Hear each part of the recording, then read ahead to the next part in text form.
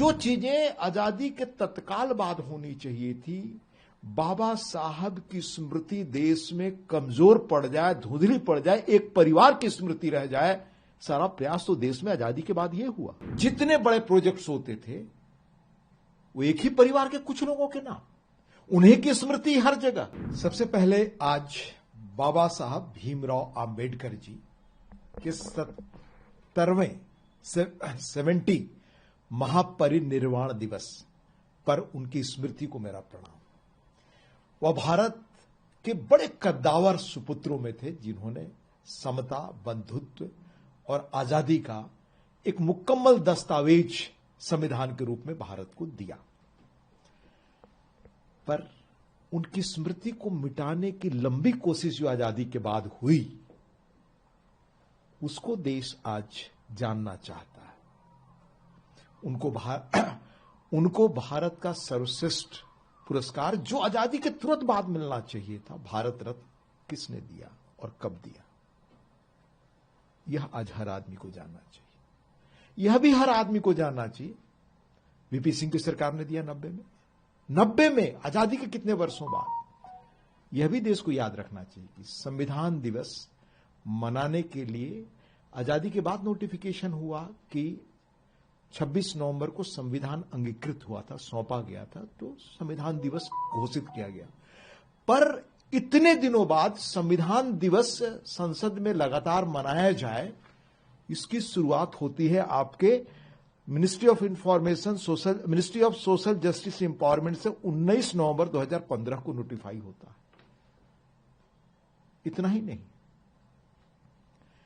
बाबा साहब आंबेडकर की स्मृति स्थल से जुड़े महत्वपूर्ण चीजों को एक नया रूप देने, उसको नए रूप में प्रकट करने या नया निर्माण कराने, जैसे डॉक्टर आंबेडकर नेशनल मेमोरियल नई दिल्ली 2018 में माननीय प्रधानमंत्री श्री नरेंद्र मोदी जी ने लोकार्पण किया उसका। पंच तीर्थ डेवलपमेंट का बड़ा स्वरूप ये भारत सरकार ने हाथ में लिया। भीम जन्मभूमि महू जो जगह है मध्य प्रदेश जहां उनका जन्म हुआ, वहां भव्य आकार देने का काम किसने शुरू किया। लंदन में जहां बाबा साहब विद्यार्थी के रूप में रहे पढ़े, उसको भव्य रूप में उनकी स्मृति के साथ न्याय करने के लिए एक भव्य आकार देने का काम भव्य रूप में कब शुरू हुआ। दीक्षा भूमि नागपुर में उसका विकास नए स्वरूप में कब शुरू हुआ। और बंबई के इंदू मिल में उनके मेमोरियल पर बड़ा काम अभी हो रहा है। ये कौन कर रहा है? मैंने कितनी चीजें आपको बताई। जो चीजें आजादी के तत्काल बाद होनी चाहिए थी, बाबा साहब की स्मृति देश में कमजोर पड़ जाए, धुंधली पड़ जाए, एक परिवार की स्मृति रह जाए, सारा प्रयास तो देश में आजादी के बाद यह हुआ। बाबा साहब जैसे व्यक्ति जिन्होंने संविधान दिया, हमारे सरदार पटेल जिन्होंने देश को एक रूप दिया, उनको भारत रत्न कब मिला? उनकी स्मृति के लिए क्या प्रयास हुए आजादी के बाद? जितने बड़े प्रोजेक्ट्स होते थे वो एक ही परिवार के कुछ लोगों के नाम, उन्हीं की स्मृति हर जगह, उन्हीं को भारत रत्न।